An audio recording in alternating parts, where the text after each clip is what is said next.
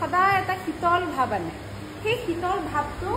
মুখত আহিব লাগিব আৰু সেই শীতল ভাৱটো যে কৈছো দ্যাট ইজ দ্য সাত্বিক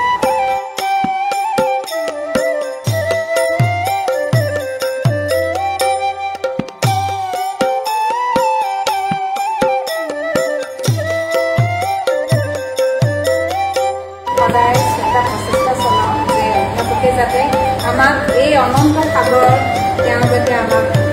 বাট দেখুৱায়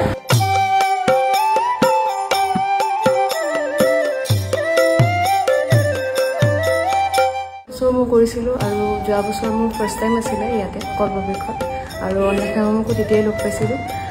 তাৰপিছত মই ক্লাছ জইনে কৰিলোঁ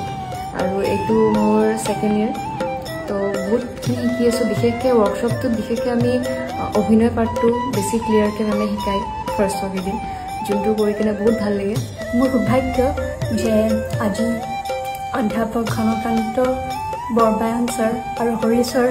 দৰে বিখ্যাত শিক্ষাগুৰুৰ পৰা মানে নিভাঁজ সত্ৰীয়া নৃত্যৰ শিকাৰ সুযোগ পাইছোঁ লগতে